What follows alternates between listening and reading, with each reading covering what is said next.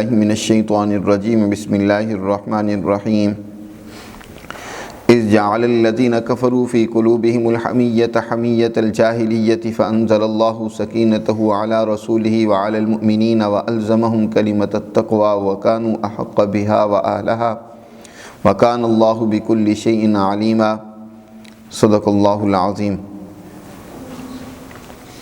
یہ سورہ فتح کی آیت نمبر 36 سے لے کر آخر آیت تک اللہ تعالیٰ ارشاد فرماتے ہیں کہ جب اللہ نے کر دیا ان لوگوں کو جنہوں نے اللہ کی تعلیمات کا انکار کیا کہ ان کے دلوں میں جاہلیت کی حمیت و غیرت ہے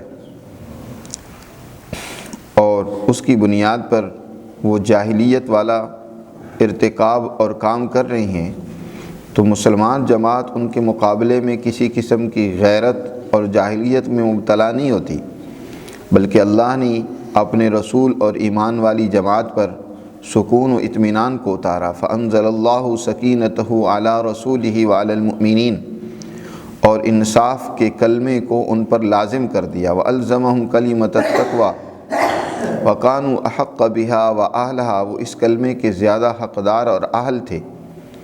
وکان اللہ بکل شیء علیما، اور اللہ تعالیٰ ہر چیز کا علم رکھنے والا ہے۔ صلح حدیبیہ کے موقع پر اس بارے میں پہلے دروس میں تفصیل سے بات ہو چکی ہے۔ اس موقع پر جنگ کے بہت زیادہ امکانات موجود تھے اور جن کے خلاف جنگ لڑی جانی ہے، یعنی قریش مکہ، ان سے اس سے پہلے متعدد جنگیں ہو بھی چکی ہیں، اور یہاں بھی مسلمان جماعت وہ پوری تیاری اور منظم انداز سے اللہ کے رسول صلی اللہ علیہ وسلم کے ہاتھ پر بیعت جہاد کے ذریعے سے گویا کہ آخری دم تک دشمن کے مقابلے میں لڑنے کا عزم اور ارادہ کرتے ہیں، حلف اٹھاتے ہیں۔ لیکن اس کے باوجود جب قریش صلح پر آمادہ ہوئے تو یہ مسلمان جماعت اور ان کے سربراہ جناب رسول اللہ صلی اللہ علیہ وسلم وہ صلح پر اتر آتے ہیں، صلح کو قبول کر لیتے ہیں۔ نبی کریم صلی اللہ علیہ وسلم نے اس موقع پر فرمایا تھا کہ قریش مجھ سے اللہ کے محرمات کے حوالے سے، اس شہر کی حرمت کے حوالے سے جو بھی بات کریں گے میں اسے ضرور قبول کر لوں گا۔ جب قریش نے یہ دیکھا کہ مسلمان جماعت تو اب لڑنے کے لیے تیار نہیں ہے، صلح پر آمادہ ہو گئی ہے، تو اب انہوں نے مسلمان جماعت سے کڑی شرطیں منوانا شروع کر دیں۔ وہ حمیت جاہلیت ان کی بیدار ہو گئی، ان کے اندر جاہلوں والی غیرت جو تھی کہ ہماری چودراہٹ، ہماری سرداری اور ہماری حکمرانی، ہمارا رعب اور دبدبہ، یہ وہ مسلمان ہیں جن کو مکہ میں ہم نے رہنے نہیں دیا، یہاں سے نکال دیا، آج یہ اتنی بڑی طاقت و قوت بن کر ابھر آئے ہیں کہ ہمیں ان سے صلح کرنی پڑ رہی ہے، ان کی طاقت کو ماننا پڑ رہا ہے۔ تو ان کے اندر وہ جاہلوں والی غیرت جو ہے وہ بیدار ہوئی، چنانچہ انہوں نے کڑی شرطیں لگانا شروع کر دیں، جن شرطوں کا بھی پہلے تذکرہ ہو چکا ہے۔ لیکن رسول اللہ صلی اللہ علیہ وسلم اور حضور کی جماعت ان شرطوں کو قبول کر لیتی ہے۔ بعض مسلمان جو فوراً ان شرائط کی حکمت کو نہیں پہچان سکے، ان کے اندر بھی وہ ایک جذبات تو پیدا ہوئے، لیکن انہوں نے رسول اللہ صلی اللہ علیہ وسلم کی کسی حکم کی خلاف ورزی نہیں کی، مکمل اطاعت ہے۔ حضور صلی اللہ علیہ وسلم نے ان کی تمام شرائط کو قبول کر لیا۔ یہ در حقیقت تقوی تھا، یعنی عدل و انصاف کو قائم کرنا۔ تقوی کے معنی پیران پیر شیخ عبد القادر جیلانی فرماتے ہیں عدل کے قیام، عدل اور انصاف کو قائم کرنا یہ تقوی ہوتا ہے۔ تو اس جماعت کے دل میں اللہ نے تقوی کو لازم کر دیا تھا۔ انصاف کو قائم کرنے کے لیے یہ جماعت ایک طرف تو مرنے کے لیے تیار ہے اور دوسری طرف نیچے لگ کر صلح کرنے کے لیے تیار ہے۔ اصل میں یہ جماعت در حقیقت انصاف قائم کرنا چاہتی ہے۔ جب اس نے یہ دیکھ لیا کہ انصاف کا قیام اب یہاں نہ لڑ کر ہے تو اسی کے لیے آمادہ ہو گئی۔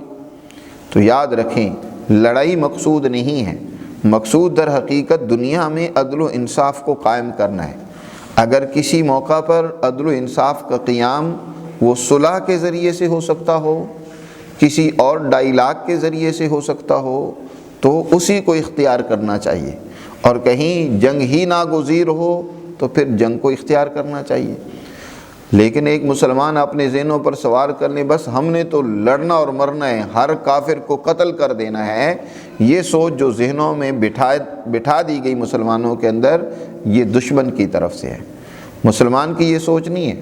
مسلمان اصل میں دنیا میں تقوی کو قائم کرنے کے لیے آیا ہے۔ وَأَلْزَمَهُمْ كَلِمَةَ التَّقْوَى، کلمہ اللہ کا جو کلمہ تقوی کا ہے، یعنی عدل کا جو حکم ہے، اعدلوا هو اقرب للتقوى، عدل کو قائم کرو، یہی سب سے زیادہ تقوی کے قریب عمل ہے۔ یعنی دنیا میں عدل و انصاف کا قیام، یہی تقوی ہے در حقیقت۔ تو اللہ تعالیٰ یہاں ارشاد فرما رہے ہیں اس ایمان والی جماعت کے لیے ہم نے تقوی کی بات یعنی عدل و انصاف کی بات کو لازم کر دیا، اور یہ جماعت ہی اس کی زیادہ حقدار تھی، اہل تھی کہ یہ دنیا میں عدل و انصاف کو قائم کرے۔ وَكَانَ اللَّهُ بِكُلِّ شَيْءٍ عَلِيمًا۔ اب یہاں اس موقع پر ایک سوال پیدا ہوا کہ اگر نبی کریم صلی اللہ علیہ وسلم یقیناً اللہ کے سچے نبی ہیں اور حضور نے خواب دیکھا تھا جس کی بنیاد پر یہ سفر ہوا مکہ کا، کہ خواب آپ نے یہ دیکھا کہ آپ صلی اللہ علیہ وسلم کے ساتھی ہیں اور خود حضور عمرہ کر رہے ہیں اور قربانیاں ذبح کر رہے ہیں اور بڑے اطمینان سے وہاں حرم میں بیٹھے، آپ صلی اللہ علیہ وسلم نے جب یہ خواب صحابہ کے سامنے ذکر کیا تو ان کا جوش ولولہ وہ بڑا، اور انہوں نے فوراً تقاضا کیا کہ اللہ کے رسول ہمیں جو ہے عمرے کے لیے روانہ ہونا چاہیے۔ آپ صلی اللہ علیہ وسلم بھی اپنے صحابہ کے جوش کو دیکھتے ہیں تو تیاری فرما لیتے ہیں، اور پھر آپ صلی اللہ علیہ وسلم یہاں حدیبیہ میں پہنچ کر بغیر عمرہ کیے ایک معاہدہ کر کر قریش کو واپس جا رہے ہیں۔ اب بعض لوگوں کے ذہنوں میں سوال ہوا کہ حضور نے تو خواب دیکھا تھا، اور حضور کا خواب انبیاء کا خواب وہ وحی ہوا کرتی ہے، تو حضور کے خواب یا اس وحی کا کیا ہوا کہ حضور نے تو خواب میں دیکھا کہ ہم عمرہ کر رہے ہیں، عمرہ تو ہم نے کیا نہیں، بغیر عمرہ کیے ہی ہم واپس جا رہے ہیں۔ تو اللہ تعالیٰ نے ارشاد فرمایا لَقَدْ صَدَقَ اللَّهُ رَسُولَهُ الرُّؤْيَا بِالْحَقِّ، یقیناً اللہ نے اپنے رسول سے خواب میں سچی بات کہی، یعنی جو کچھ اپنے رسول کو دکھلایا وہ سچ دکھلایا، وہ حقیقت تھی۔ حضور اور اپنی جماعت کے ساتھ حضور عمرہ فرمائیں گے اور وہاں آپ صلی اللہ علیہ وسلم طواف کریں گے، حلق اور سر بھی منڈوائیں گے۔ فرمایا لَتَدْخُلُنَّ الْمَسْجِدَ الْحَرَامِ، یہ اللہ نے اپنے رسول کو سچا خواب دکھایا تھا، لیکن یعنی ضرور تم مسجد حرام میں داخل ہوگے انشاءاللہ، یہ بات نہیں ہے کہ تم مسجد حرام نہیں جاؤ گے، ضرور جاؤ گے، آمینین، پورے امن کے ساتھ، اطمینان کے ساتھ، محلقین رؤوسکم ومقصرین، اپنے سروں کو منڈوانے والے اور بال کٹوانے یا چھوٹے کروانے والے بنو گے تم عمرے کے بعد۔ جو یہ عمل واجب درجے کا ہوتا ہے، یا تو سر منڈوا دیے جائیں بالکل، یا چھوٹے بال کروا دیے جائیں، یہ عمل بھی تم کرو گے۔ لا تخافون، اس دن تمہیں کسی قسم کا کوئی خوف بھی نہیں ہوگا، کوئی ڈر اور دھمکانے والا بھی نہیں ہوگا، ایسا ضرور ہوگا۔ لیکن یہ تھوڑا ہی اللہ نے فرمایا تھا کہ اسی سال تم عمرہ کرو گے۔ نبی پاک صلی اللہ علیہ وسلم سے جب بعض صحابہ نے یہ سوال کیا کہ اللہ کے رسول آپ نے تو خواب دیکھا تھا، اس کا کیا ہوا؟ حضور نے ارشاد فرمایا کیا میں نے تمہیں یہ بھی کہا تھا کہ اسی سال ہم عمرہ کریں گے؟ یہ تو میں نے نہیں کہا تھا، میں نے خواب دیکھا تھا، اس خواب کی تعمیل وہ ضروری تو نہیں کہ فوراً ہو، اس کے لیے کچھ وقت بھی لگ سکتا ہے۔ تو اللہ بھی یہی ارشاد فرما رہے ہیں کہ تم ضرور حضور کے اس خواب کے مطابق مسجد حرام میں جاؤ گے، داخل ہوگے اور عمرہ کرو گے۔ چنانچہ ایسے ہی اس سے اگلے سال جب صلح حدیبیہ ہو گئی سنہ 6 ہجری میں، تو 7 ہجری میں مسلمان پوری تیاری کے ساتھ عمرے کے لیے جاتے ہیں اور پورے اطمینان کے ساتھ عمرہ کرتے ہیں۔ تو فرمایا تم ضرور جاؤ گے اور عمرہ کرو گے۔ فَعَلِمَ مَا لَمْ تَعْلَمُوا، تم وہ نہیں جانتے جو اللہ جانتا ہے۔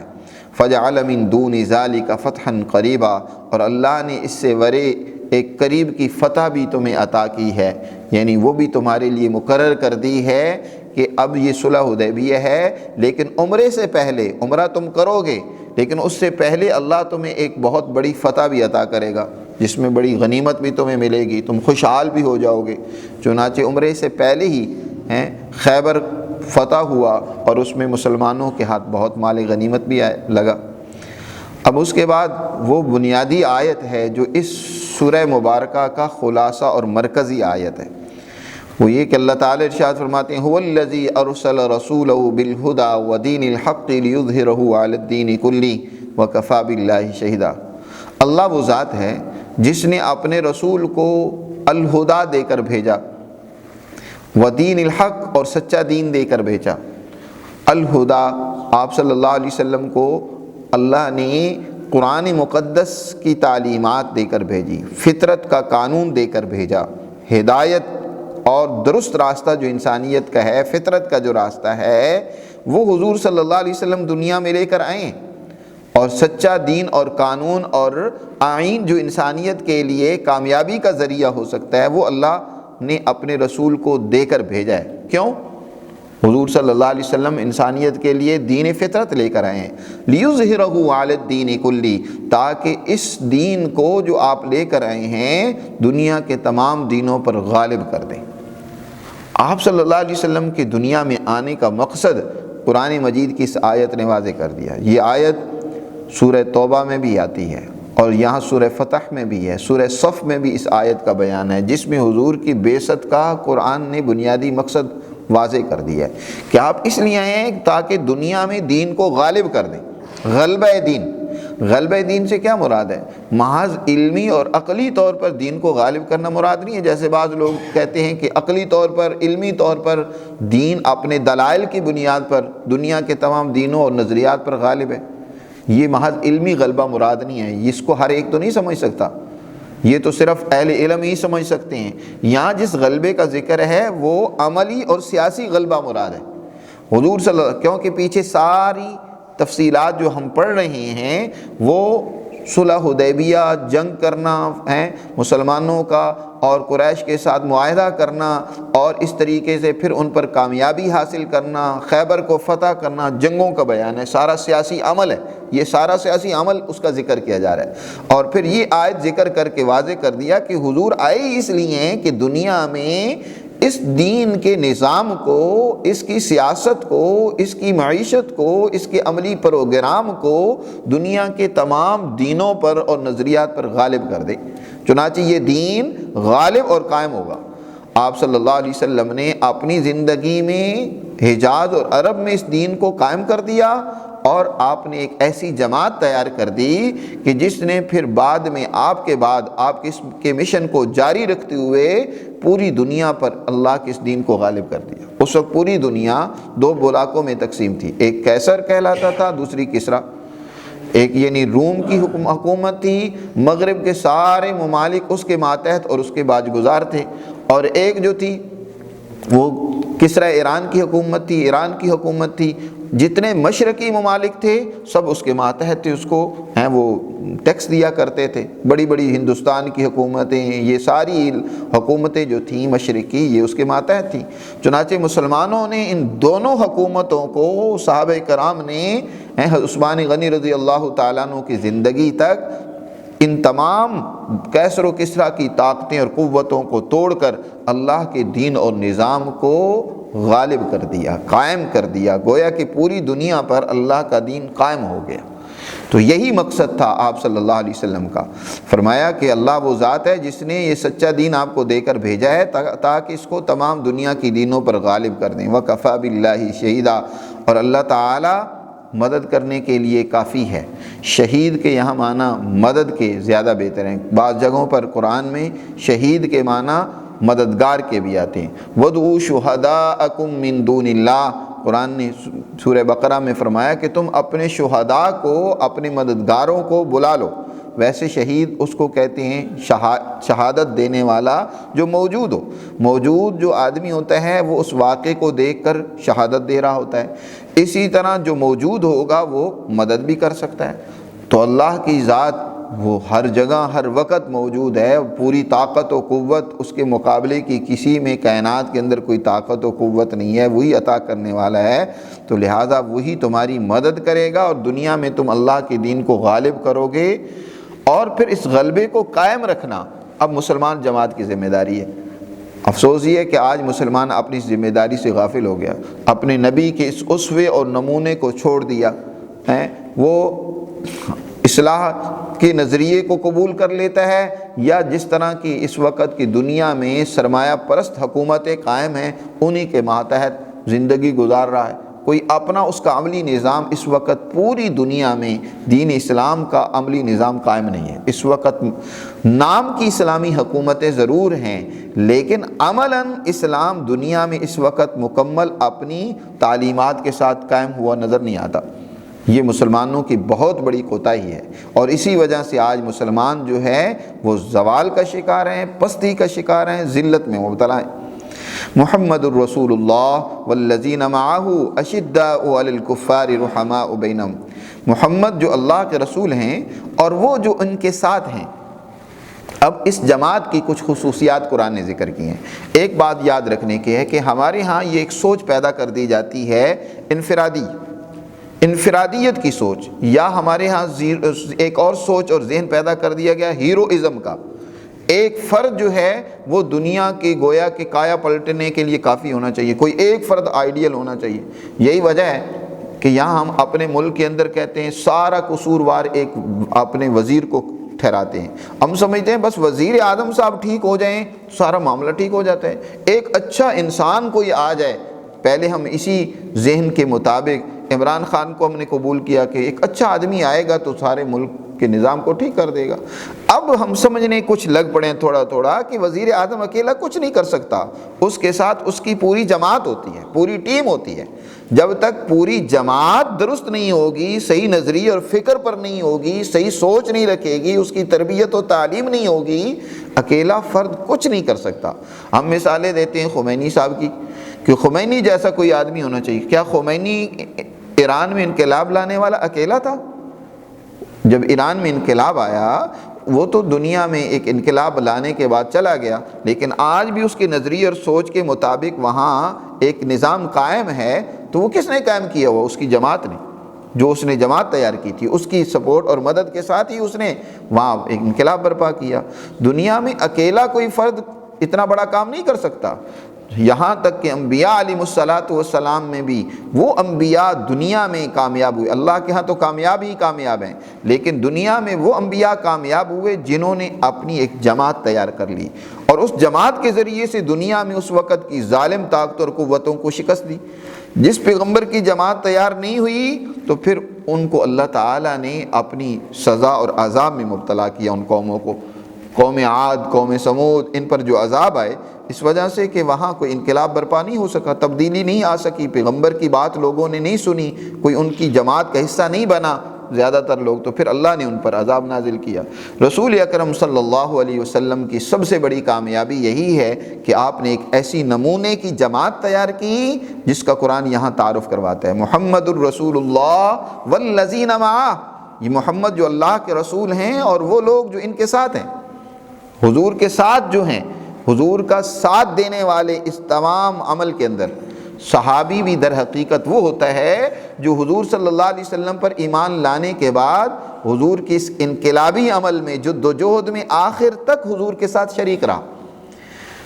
صحابی کی جو تعریف یہ کی جاتی ہے کہ جس نے ایمان کی حالت میں حضور صلی اللہ علیہ وسلم کو دیکھا، صرف دیکھا، اور پھر اسی پر ایمان کی حالت میں ہی وہ فوت ہوا۔ یہ تعریف صرف احادیث مبارکہ کو جمع کرنے کے لیے، وگرنہ قرآن مقدس کی روشنی میں اصل صحابی کا بلند مقام و مرتبہ انہی کے حصہ میں آیا ہے جنہوں نے حضور صلی اللہ علیہ وسلم کے اس دین کے غلبے میں آخر تک آپ کے ساتھ قربانی دی ہے، آخر تک انہوں نے مصیبتیں جھیلی ہیں، تکلیفیں برداشت کی ہیں، اور وہ اشداء علی الکفار کہ وہ ان ظالموں اور کافروں کے خلاف بڑے سخت، مضبوط اور دلیر بن کر ڈٹ کر مقابلہ کرنے والے تھے۔ لیکن ان کے اندر یہ شدت اور سختی جو ظالموں کے خلاف تھی اس وجہ سے نہیں ہے کہ ان کی طبیعت میں کوئی شدت موجود تھی، ان کا مزاج کوئی شدت پسند لوگوں جیسا بن گیا تھا؟ نہیں، ان کی طبیعت میں تو انتہائی رحمت تھی، شفقت تھی، لہذا رحماء بینہم، وہ آپس میں انتہائی رحم دل تھے، ایک دوسرے پر مہربان تھے، ایک دوسرے کے لیے اپنی جانیں قربان کرنے والے تھے۔ بے شمار ایسے واقعات ہیں کہ صحابہ دوسرے کے لیے خود پیاسے مر جاتے ہیں، لیکن دوسرے اپنے بھائی سے پہلے جو ہے وہ پانی پینا گوارا نہیں کرتے۔ تو رحماء بینہم تراہم رکعا سجدین، ان کو تم دیکھو گے کبھی رکوع میں ہیں تو سجدے میں ہیں، یہ اپنے اللہ کے فضل کے متلاشی ہیں اور اس کی خوشنودی کو چاہتے ہیں۔ رکوع اور سجدہ در حقیقت ذمہ داری کو قبول کرنے کا ایک عنوان ہے۔ جیسے ایک جانور جھکا ہوا ہوتا ہے، وہ اپنے مالک کے لیے ہر اس ذمہ داری کو قبول کرنے کے لیے تیار ہے جو اس پر وہ ذمہ داری ڈالے، بوجھ ڈالتا ہے، وہ اس کو قبول کرنے کے لیے تیار ہے، حتیٰ کہ اسے ہی قربان کرتا ہے، ذبح کرتا ہے تو وہ اس کے لیے بھی تیار ہو جاتا ہے، چاہتے نہ چاہتے وہ اس کے لیے بھی ذبح ہو جاتا ہے۔ تو اسی طرح یہ مسلمان جماعت گویا رکوع کر کے اپنے آپ کو اللہ کے سامنے پیش کر دیتی ہے کہ جو بھی آپ ہم پر ذمہ داری ڈالیں گے ہم اس کو قبول کرنے کے لیے تیار ہیں۔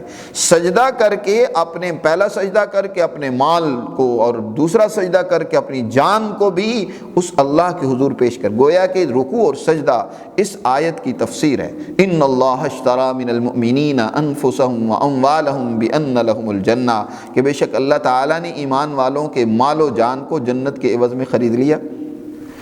جن کے اندر اللہ کی دین کے لیے اپنے مال اور جان کو قربان کر دینے کا جذبہ ہوگا، وہی دنیا میں اللہ کا دین قائم کر سکیں گے، وہی اللہ کے دین کا نظام عملی طور پر قائم کر سکیں گے۔ اور جو اپنی مصلحت کوشوں میں مبتلا ہوں، مال بنانے میں لگے ہوئے ہوں، عزت چودراہٹ اور اپنی جان بنانے میں اور اپنی حکومتوں کی فکر میں لگے ہوئے ہوں، وہ کامیاب نہیں ہو سکتے، وہ اللہ کے دین کو کیا غالب اور قائم کریں گے۔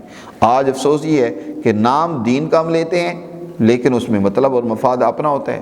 دین کے لیے قربانی کرنے کو ہم تیار نہیں ہوتے، کہیں بھی قربانی دینے کا موقع آئے تو وہاں دین ایک طرف رکھا ہوا ہوگا، ہاں جہاں مفاد ملنے کا موقع اور وقت آئے تو وہاں دین بھی سامنے آ جاتا ہے۔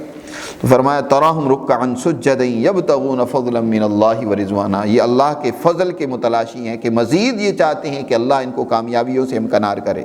سیماہم فی وجوہ من اثر السجود، اس کے اثرات ان کے چہروں سے بھی نمایاں ہیں، یعنی چہرے سے بھی اللہ کی دین کے غالب کرنے کے لیے ہیں، تمہیں نظر آئے گا کہ یہ ہر طرح کی قربانی کے لیے تیار ہیں۔ ذالک مثلہم فی التوراۃ، یہ ان کی مثال تورات میں بیان کی گئی ہے، یعنی یہ وہ جماعت ہے جس کا تذکرہ تورات میں بھی آتا ہے اور انجیل میں بھی ان کی مثال بیان کی گئی۔ اس پر تفصیل انشاءاللہ پھر بیان کریں گے۔ اور انجیل میں بہرکیف قرآن کہتا ہے کہ جو ان کی مثال بیان کی گئی تھی وہ یہ تھی کہ جیسے ایک کھیتی ہے، کزرع اخرج شطأہ، جس نے اپنا تنا نکالا، فآزرہ، اور پھر وہ تنا جو ہے وہ سیدھا کھڑا ہو گیا، وہ تنا جو ہے اپنی کمر پر مضبوط ہوا، فاستغلظ، پھر موٹا ہوا، فاستوى علی سوقہ، اور پھر یہ ہے کہ وہ تنا اپنی پوری طاقت و قوت کے ساتھ قائم ہو گیا۔ کسان جب اسے دیکھتا ہے تو بڑا اسے اچھا لگتا ہے۔ تو یہ اس جماعت کی مثال انجیل میں بیان کی گئی۔ انجیل میں آتا ہے کہ جیسے تم ایک دانہ وہ ہے جو تم کیا ہے ایک پہاڑ کے اوپر ڈال دیتے ہو، ایک وہ بیج ہے جو کسی جھاڑی کے درمیان میں گر گیا، ایک وہ بیج ہے جو کسی عام شاہراہ میں گر گیا، ایک وہ بیج ہے جو زمین کی تہوں میں چھپ جاتا ہے۔ اب مثلا عام پہاڑ پر گرنے والا بیج وہ اگے گا تو اس کا تنا مضبوط نہیں ہوگا، تھوڑی سی آندھی آئی، طوفان آیا، بارش آئی تو اس کی کیونکہ پاؤں نیچے مضبوط نہیں ہے وہ جلدی بہہ جائے گا یا اس کا خوشہ سوکھ جائے گا اور وہ تنا نیچے سے قائم نہیں رہ سکے گا۔ اس طرح جھاڑیوں کے اندر پڑنے والا بیج، وہ بھی جھاڑیاں اسے دبا لیں گی، اس کی کوئی نشو و نما زیادہ نہیں ہوگی۔ نشو و نما اسی بیج کی ہوگی جو ایک عام کھیت کے اندر اس کی تہ میں جہاں مٹی نیچے زیادہ ہوگی وہاں گرے گا تو وہ تنا جب نکلے گا تو مضبوط ہوگا، طاقتور ہوگا، آہستہ بڑھتا بڑھتا وہ اپنی اس پائے تکمیل کو پہنچے گا۔ فرمایا کہ یہ مثال ہے اس جماعت کی جو حضور صلی اللہ علیہ وسلم تیار کر رہے ہیں۔ فرمایا اس جماعت کی مثال انجیل میں یہ دی گئی تھی کہ یہ جماعت جو حضور صلی اللہ علیہ وسلم نے تیار کی ہے آہستہ آہستہ مضبوط ہو کر، طاقتور ہو کر، پھیلنے پھولنے والی ہے، دنیا میں غالب اور قائم ہونے والی ہے۔ یہ اللہ نے مثال انجیل میں بھی بیان کی تھی۔ لیغیظ بہم الکفار، تاکہ اس جماعت کے ذریعے سے کافروں ان کے حوصلے کو توڑے، ان کو غضبناک کرے، ان کو مزید غصہ دلائے۔ وعد اللہ الذین آمنوا وعملوا الصالحات منہم مغفرۃ واجرا عظیما، اور اللہ نے ان ایمان والوں سے جو حضور صلی اللہ علیہ وسلم پر ایمان لائے، اس کے مطابق عمل کرنے والے ہیں، ان میں سے جو لوگ پوری قربانی اور ہر طرح کی اپنی اطاعت کے ساتھ حضور کے ساتھ موجود ہیں، تو ان سے اللہ نے مغفرت کا اور اجر عظیم کا وعدہ کیا ہے کہ ان کی غلطیاں بھی اللہ معاف فرمائے گا، اور دنیا اور آخرت میں اللہ ان کو کامیابی سے ہمکنار کرے گا۔ اللہ ہمیں سمجھ نصیب فرمائے اور اپنے ان احکامات پر عمل کرنے کی توفیق دے۔